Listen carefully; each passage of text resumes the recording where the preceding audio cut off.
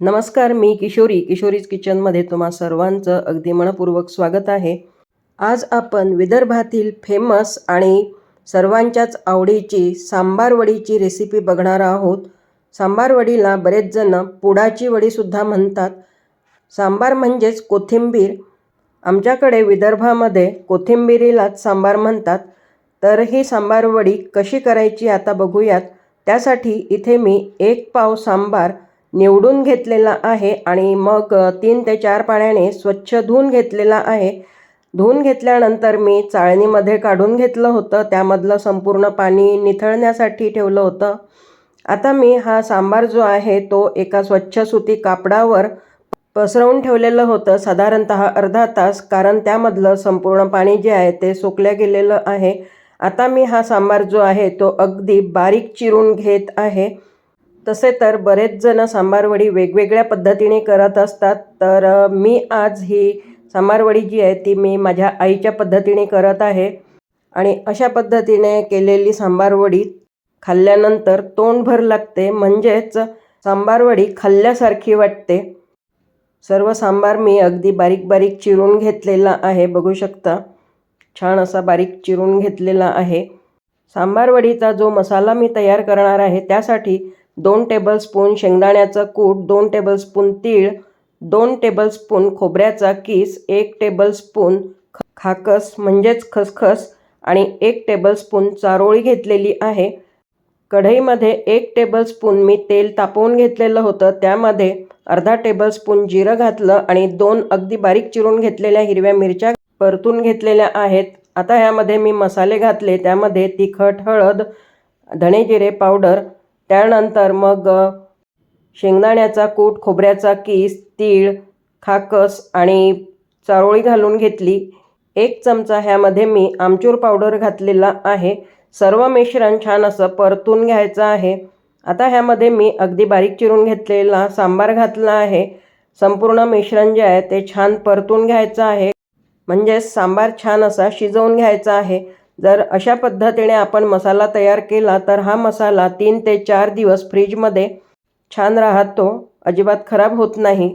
चवीनुसार ह्यामध्ये मी थोडं मीठ घातलेलं आहे आणि चवीला अर्धा चमचा साखरसुद्धा घातली आहे.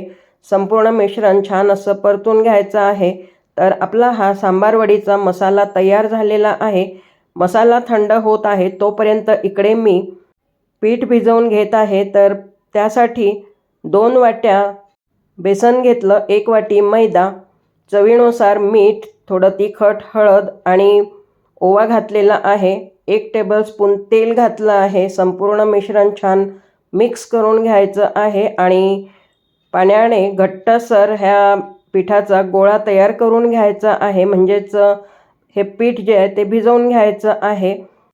तर छान मी घट्टसर असा हा गोळा तयार करून घेतलेला आहे आणि आता आपण लगेचच ह्याच्या वड्या तयार करून घेणार आहोत. पण त्याआधी एका छोट्या वाटीमध्ये मी 1 चमचा काळा मसाला घेतला, थोडं पाणी घालून भिजवून घेत आहे, कारण मी सांबारवडीच्या मसाल्यामध्ये काळा मसाला घातला नव्हता.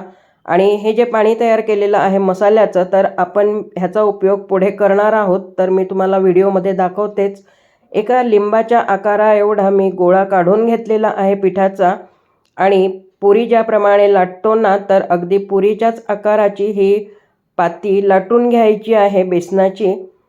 ज्या प्रमाणामध्ये मी हे पीठ जे भिजवून घेतलेलं आहे ना, तर तेवढ्या ह्याच्यात साधारणतः 8 सांबारवड्या तयार झालेल्या होत्या. पाती लाटून झाल्यानंतर त्यामध्ये 1 मोठा चमचा सांबारवडीचा मसाला घातलेला आहे आणि व्हिडिओमध्ये दाखविल्याप्रमाणे ही सांबारवडी तयार करून घ्यायची आहे. म्हणजे एका बाजूने अर्धी फोल्ड करायची, त्यानंतर मग काळा मसाला जो आपण भिजवून घेतलेला होता तर त्याचं पाणी लावून घ्यायचं आणि अशा पद्धतीने चिपकवून घ्यायची आहे. काळ्या मसाल्याचं पाणी मी लावून घेतल्यामुळे ह्या सांबारवडीची चव खूप छान येते आणि अशा पद्धतीने जर आपण चिपकवून घेतलं तर वडीसुद्धा फुटत नाही किंवा त्याची जी कडा आहे त्यासुद्धा उकलत नाही. तर पुन्हा मी एक सांबारवडी करून दाखवते. हिवाळ्यामध्ये ह्या सांबारवड्या खायची मजाच काही वेगळी असते, कारण अगदी गावरान सांबार आपल्याला मार्केटमध्ये अवेलेबल होतो आणि त्याच्या वड्या ज्या करतो ना तर त्या पण खूप चविष्ट लागतात. तर हिवाळ्यात नक्कीच सर्वांनी अशा प्रकारच्या सांबार वड्या करून बघा. आणि ह्या सांबार वड्या मी थोड्या वेगळ्या पद्धतीने करत आहे, तर कशा ते तुम्हाला आता व्हिडिओमध्ये पुढे बघायला मिळेलच. म्हणूनच मी म्हटलं की ह्या सांबार वड्या तोंडभर लागतात, म्हणजेच खाल्ल्यासारख्या वाटतात. तर आता एक थोडे लांब आकाराची सुद्धा मी तुम्हाला सांबार वडी करून दाखवते. अशी सुद्धा सांबार वडी आपल्याला हॉटेलमध्ये वगैरे खायला मिळते, बघायला मिळते. आणि हो, तुम्ही माझ्या रेसिपीज कुठल्या कुठल्या भागातून बघता तर मला कमेंटमध्ये नक्की सांगा. कारण मी मूळची विदर्भातली आहे, तर नागपूर येथे राहते मी. आणि ह्या ज्या रेसिपीज आहेत तर ह्या आमच्या पारंपरिक रेसिपीज आहेत आणि मी ह्यापुढे सुद्धा तुमच्यासोबत बऱ्याच पारंपरिक रेसिपी शेअर करणार आहे, ज्या खास करून हिवाळ्यामध्ये तयार केल्या जातात. आणि ही आजची पहिली रेसिपी आहे हिवाळ्यातली, जी पारंपरिक पद्धतीने तयार केलेली आहे. ह्यापुढे सुद्धा तुम्हाला खूप वेगवेगळ्या प्रकारच्या रेसिपीज बघायला मिळणार आहेत. तर माझे व्हिडिओ बघत राहा, म्हणजे तुम्हाला विविध प्रकारच्या रेसिपी माझ्या चॅनलवर बघायला मिळतील. कढईमध्ये मी पाणी तापायला ठेवलेलं होतं आणि पाणी उकळलेलं आहे. आता ह्यामध्ये मी ह्या वड्या वाफवून घेणार आहे. तर वाफवून घेत आहे म्हणजेच मी थोड्या वेगळ्या पद्धतीने करत आहे. 15 मिनिटं मी ह्या वड्या वाफवून घेणार आहे आणि मग त्यानंतर तळून काढणार आहे. आपण नेहमी ज्या वड्या तयार करतो तर त्या वड्या तयार झाल्यानंतर डायरेक्ट तळून काढत असतो, पण वाफवून घेतल्यानंतर मग जर तळून काढल्या ना तर ह्या वड्यांची चव फार वेगळी लागते.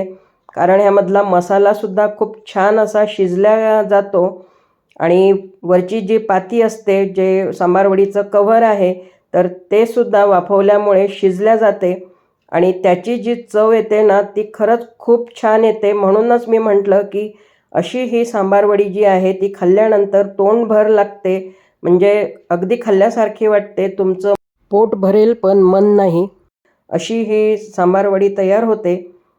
सर्व सांबार वड्या ज्या आहेत त्या मी तळून घेत आहे. अगदी खरपूस रंगावर, लालसर रंगावर ह्या सांबार वड्या सगळ्या तळून काढायच्या आहेत. ह्यापुढे तुम्हाला वेगळ्या पद्धतीची सांबार वडीची रेसिपी बघायला मिळेल, पण आजची ही रेसिपी खरंच खूप खास आहे. तुम्ही नक्की करून बघा. कारण मी माझ्या एका मैत्रिणीला सांगितलं होतं तर तिला विश्वास वाटला नाही, पण तिने जेव्हा स्वतः करून बघितली, खाऊन बघितली, तर तेव्हा मला तिने म्हटलं की हो ताई, तुम्ही खरंच खूप छान रेसिपी सांगितली होती. आणि मी विचार केला की चला तुमच्यासोबतसुद्धा शेअर करावी ही रेसिपी आणि तुम्हीसुद्धा नक्की करून बघाल अशा पद्धतीच्या ह्या सांबार वड्या. तर सांबार वडी तयार केल्यानंतर तुम्ही 15 मिनटं वाफवून घ्या आणि त्यानंतर तळून काढा. खूप चविष्ट अशी ही सांबार वडी तयार होते. तर आजची ही विदर्भाची फेमस सांबार वडीची रेसिपी तुम्हाला कशी वाटलेली आहे मला कमेंटमध्ये नक्की सांगा. आणि रेसिपी जर आवडली असेल तर रेसिपीला लाईक करा, जास्तीत जास्त लोकांपर्यंत शेअर करा आणि चॅनलला सबस्क्राईब करायला विसरू नका. पुन्हा भेटूयात अशा छानशा चविष्ट पारंपरिक रेसिपीसोबत. तोपर्यंत मस्त खा, स्वस्थ रहा. धन्यवाद.